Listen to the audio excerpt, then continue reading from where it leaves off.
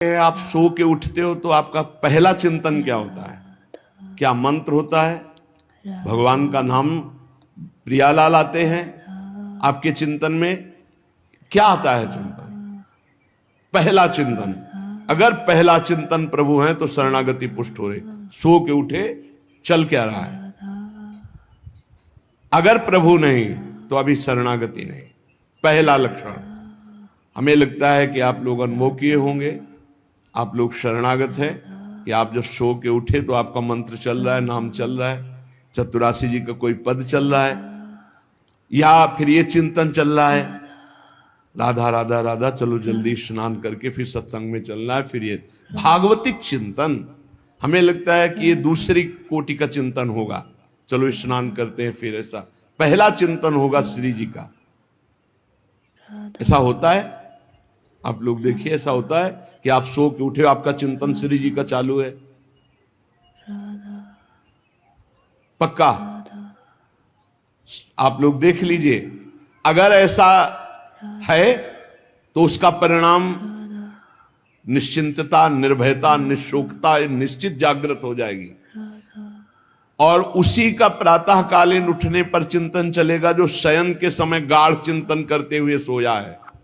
ऐसे सुषुप्त के समय बिल्कुल ठीक वही अवस्था।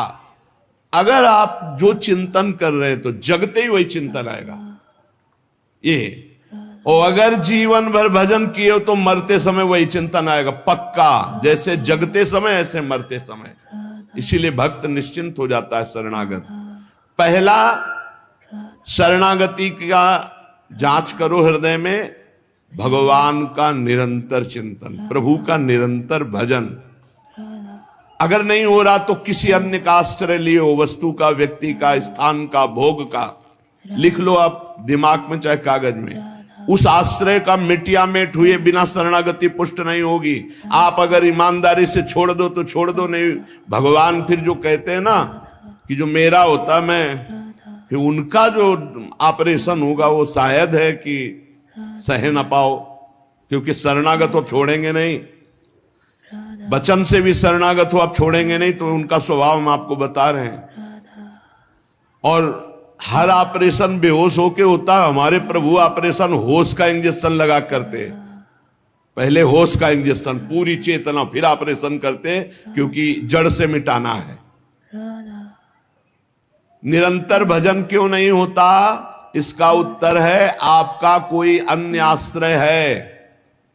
कोई है व्यक्ति, वस्तु, स्थान, पदार्थ, पद, कुछ है जिसको तुम भजन से भी अधिक मानते हो, प्रभु से भी अधिक मानते हो, इसीलिए आपका भजन नहीं होता। जो सर्वतोभावेन शरणागत है, भजन करना नहीं पड़ता, भजन होता है। चलना प्रदक्षिणा होती, बोलना स्तोत्र होता है, सोना समाधि होती है, भोजन पाना ही यज्ञ होती है, हर चेष्टा उनकी भजन होती है। दूसरा, अपने प्रभु से कुछ ना चाहें, यहां तक कि मोक्ष भी ना चाहें। क्यों चाहें? क्या आप जानते नहीं हो कि क्या करना है? सर्वज्ञ हो, जब जो चाहे करो, हम राजी हैं। पहला निरंतर भगवान का भजन, दूसरा अपने प्रभु से कोई भी मांग ना रखना, शर्त ना रखना। जो शर्त होता है वो प्रेम नहीं होता, प्रेम में कोई शर्त नहीं होती, सौदेबाजी नहीं होती। प्रेम में सौदेबाजी नहीं होती, सौदेबाजी प्रेम नहीं होता, पक्की बात समझ। तीसरा, प्रभु के हर विधान में आनंदित होना। प्रभु के हर विधान में आनंदित कौन होता है? शरणागत। नहीं तो विधान की जांच होती है, अनुकूल है कि प्रतिकूल। प्रतिकूल है तो नो नो नो। ये जो कच्चाई होती शरणागति में, वो भरभरा जाता है, शोकित हो जाता है, इधर उधर डगमगा के आश्रय लेने लगता है। हर विधान उनका मंगलमय। चौथा, भगवान के किसी भी विधान में विरोध भाव ना करना।